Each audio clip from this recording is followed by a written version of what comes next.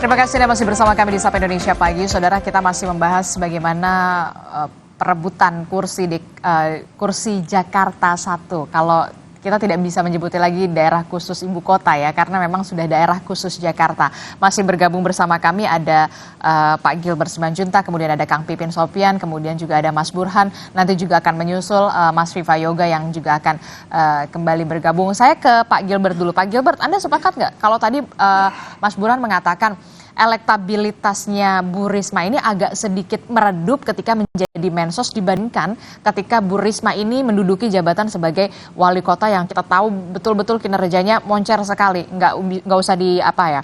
Ya udahlah, kalau Bu Risma jadi wali kota ini kemarin benar-benar oke banget lah gitu. Anda sepakat?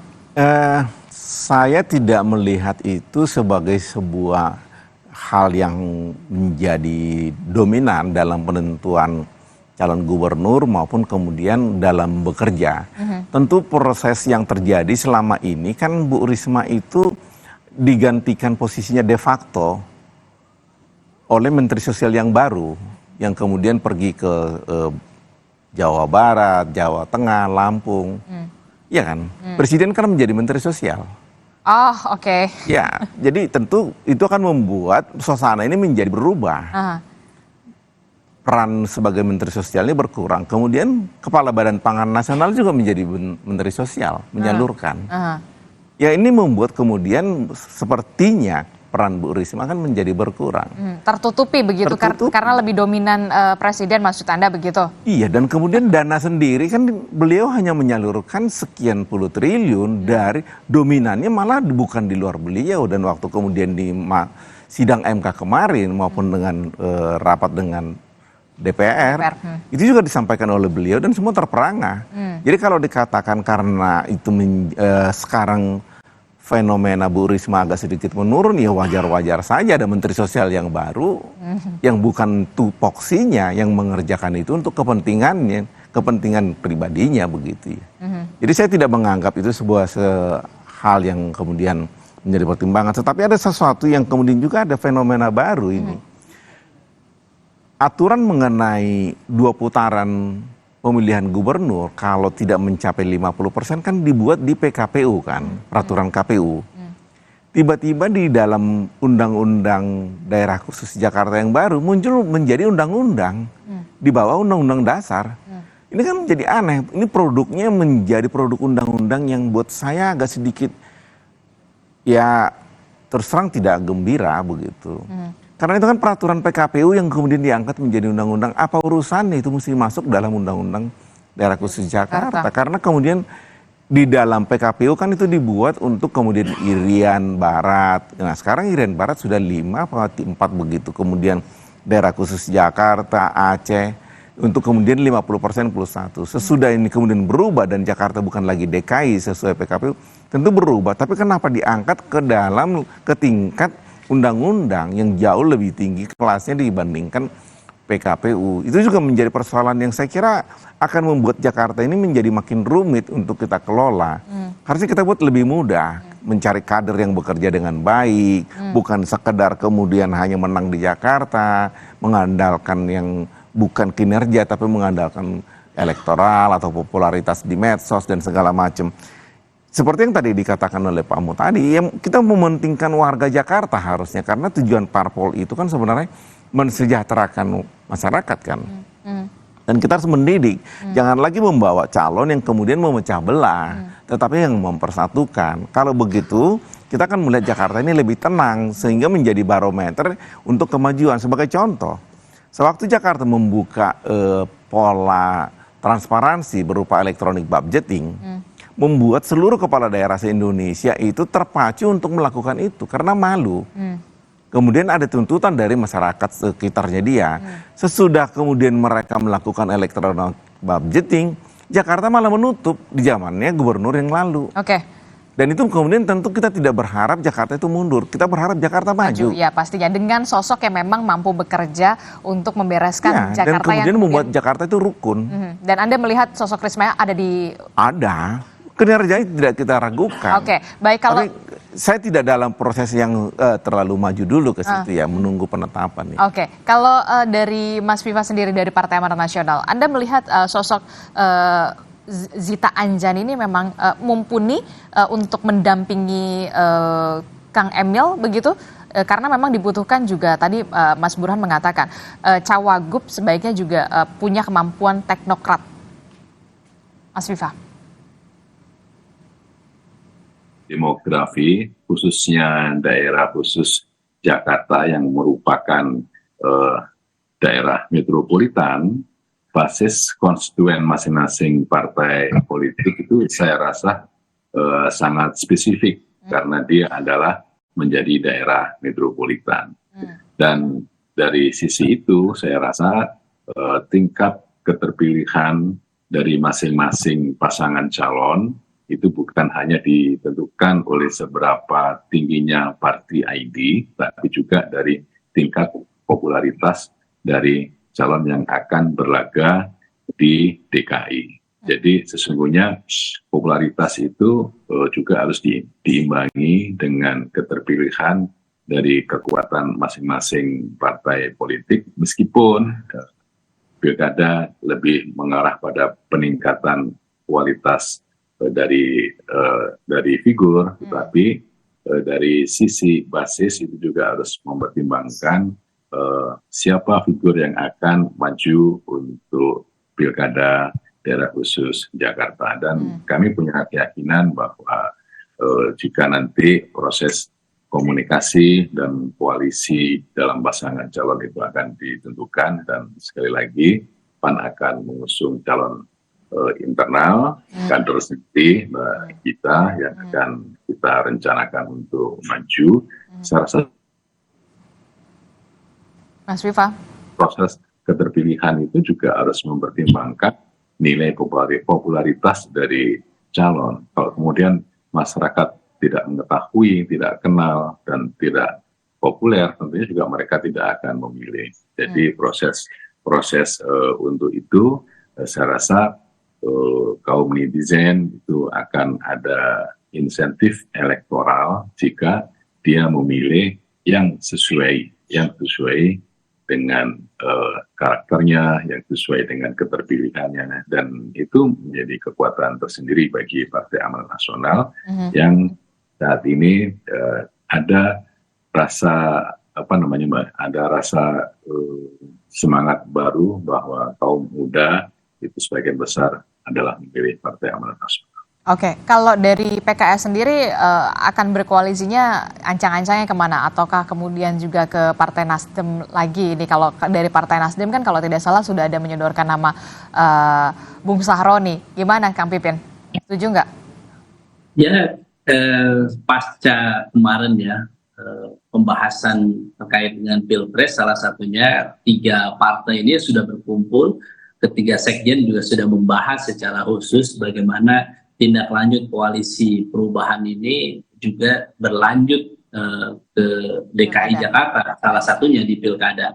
Ya, dan tentu kami punya 2 kriteria ya untuk ke depan bagaimana setiap hajatan politik, wabil khusus pilkada, memang ada 2 kemampuan yang harus dimiliki. Yang pertama adalah capacity to win, yang kedua adalah capacity to govern.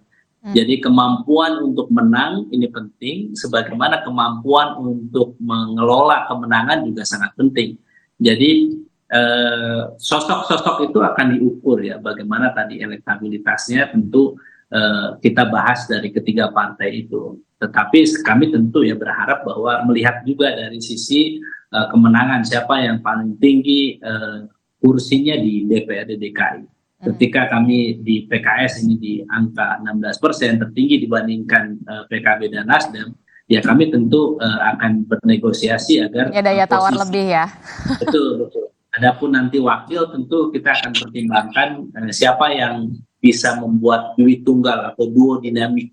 Bagi kami pengelolaan DKI ini sangat penting. Kami sering menyebutnya ini sebagai Indonesia 3, RI 3. Jadi kalau RI 1, RI 2-nya adalah Presiden dan Wakil Presiden, DKI ini adalah RI 3. Jadi karena ini mengelola daerah khusus Jakarta ini mengelola semua potensi Ini sebagai miniatur Indonesia yang ada di Jakarta. Jadi sekali lagi kami serius sungguh-sungguh menyiapkan kader tokoh terbaik bangsa yang bisa menyatukan seluruh elemen bangsa dan bisa memastikan pertama adalah memiliki leadership dan manajerial yang bagus supaya proses transisi Jakarta ini smooth dan bisa memberikan kesejahteraan bagi rakyat Indonesia. Jadi kami tidak berharap ketika Jakarta ditinggalkan, sudah tidak lagi menjadi ibu kota, kemudian ditinggalkan begitu saja, ya.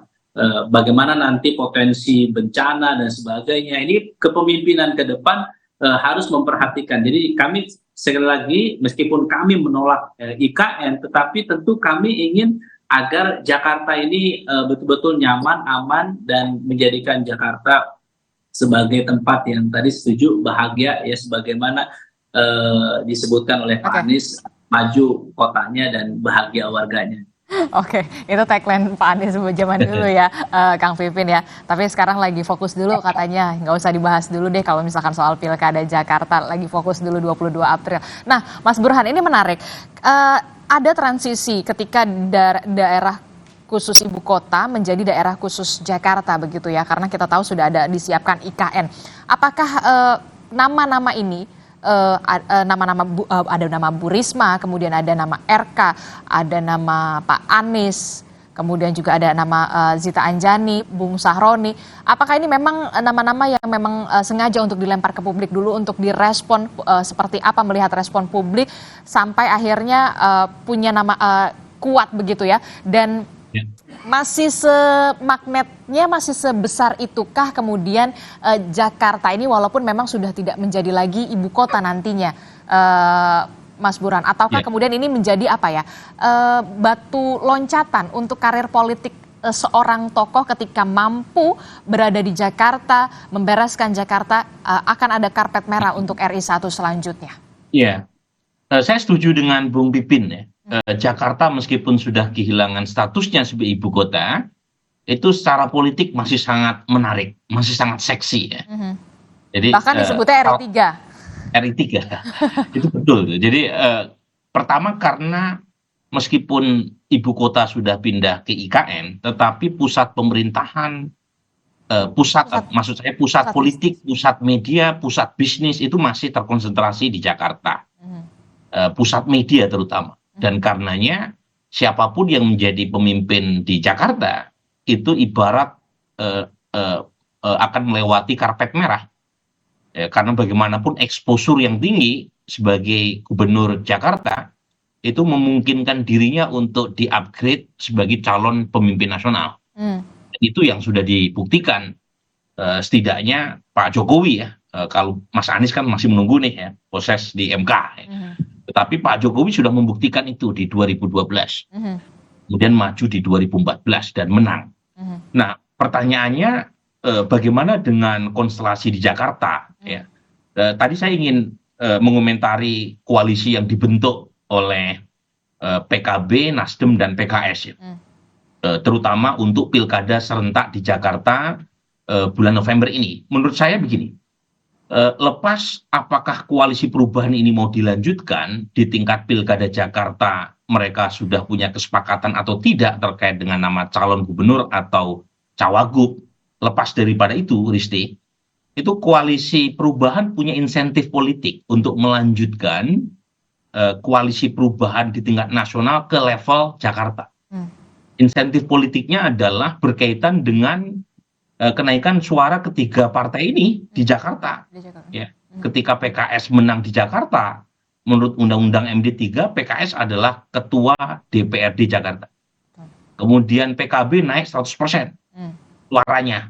Kemudian Nasdem juga naik. Nah, kalau ketiganya bersepakat dan kemudian menguasai DPRD, itu kan berarti turut menentukan AKD, alat kelengkapan Dewan di Jakarta.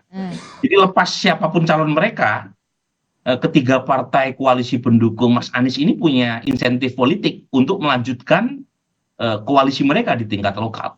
Karena ada insentif yang mau dikejar tadi, yaitu mendominasi AKD.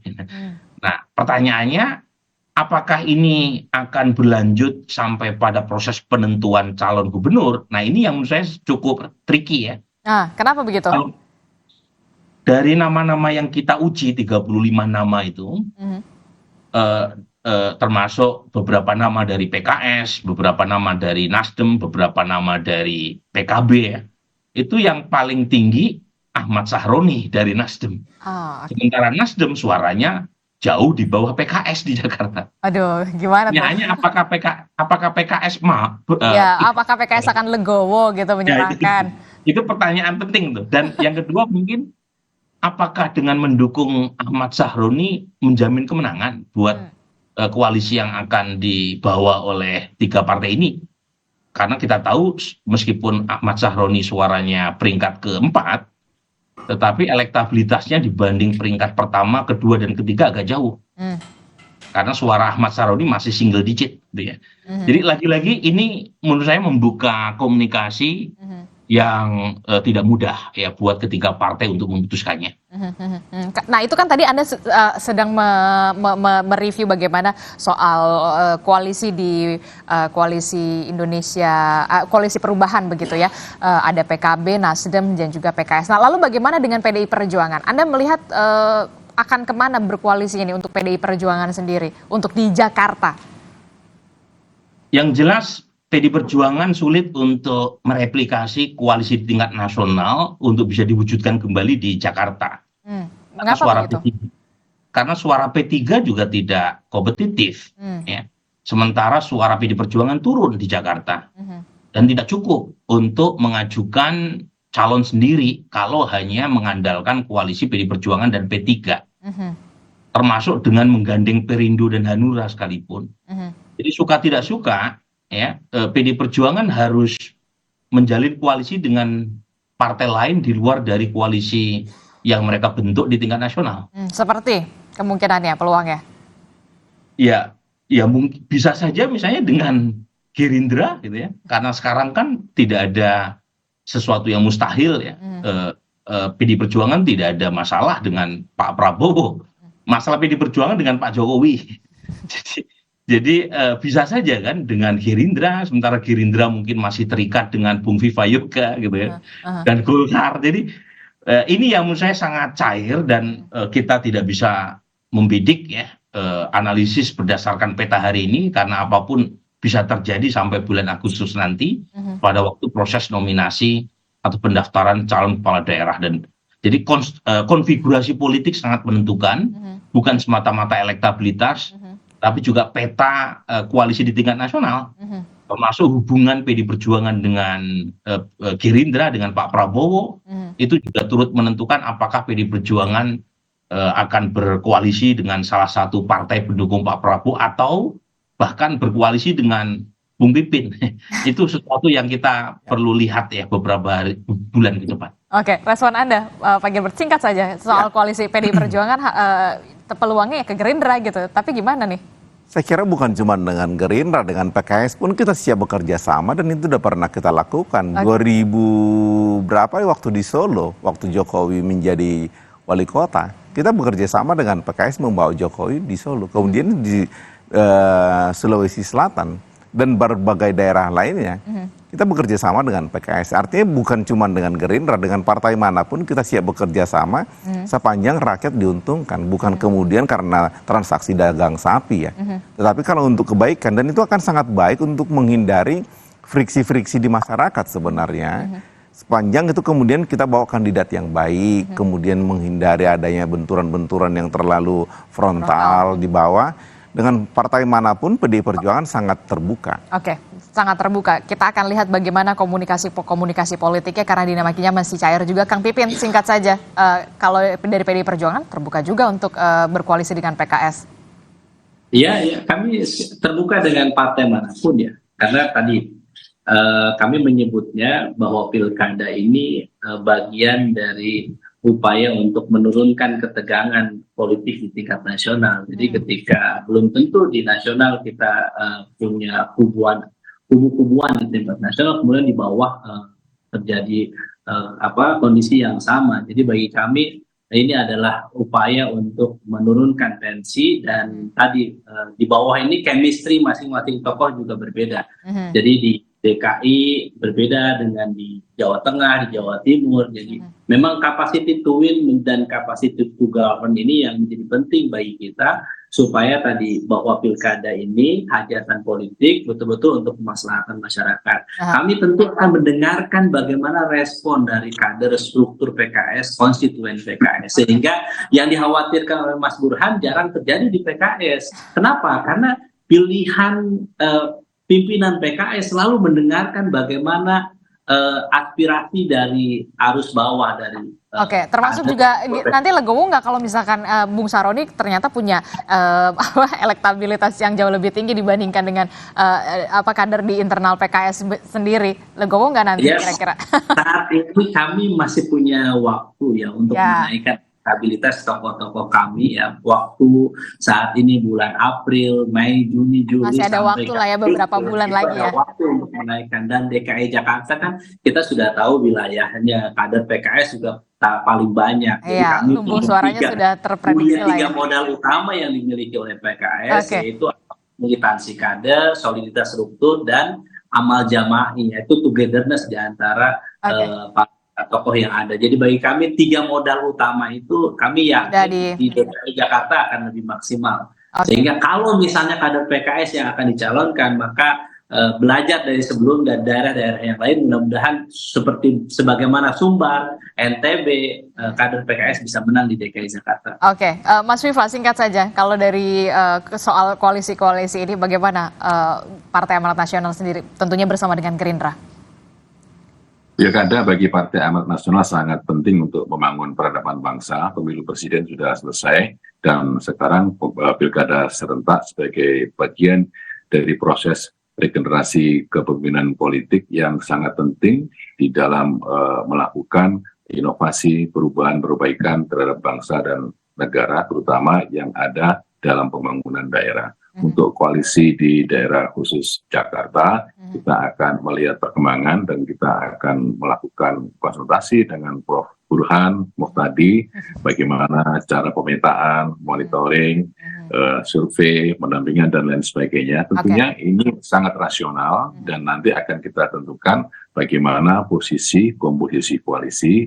Kami berharap bahwa koalisi Indonesia Maju akan bisa turun menjadi bagian yang utuh, yang solid di DKI, di daerah khusus Jakarta sebagai bagian dari proses untuk pemenangan selanjutnya setelah Pilpres. Oke, yang pasti juga tidak hanya populer, punya elektabilitas, tapi juga penting benar-benar sosok pemimpin yang mau bekerja dan bisa bekerja untuk mengatasi masalah-masalah di Jakarta yang kita tahu memang kompleks betul, walaupun memang nantinya sudah tidak lagi menjadi ibu kota. Terima kasih saya ucapkan kepada Mas Viva, kemudian ada Kang Pipin, kemudian juga ada Pak Gilbert, kemudian juga ada Mas Burhan. Tentu saja masih cair dinamikanya. Lobby-lobby politiknya juga masih akan terus dilakukan. PDI Perjuangan juga membuka kemungkinan koalisi kepada partai politik mana saja untuk daerah khusus Jakarta tentu saja ya. Terima kasih Bapak-Bapak telah bergabung bersama kami. Selamat pagi, sehat selalu. Assalamualaikum. Assalamualaikum. Saudara, informasi lain yang juga akan hadir, kami akan kembali dengan pantauan arus balik Lebaran. Saudara, sistem satu arah di gerbang tol Kali Kangkung Semarang ini sudah tidak berlaku. Lalu lintas 2 arah kembali normal. Simak informasinya sesaat lagi, usai jeda.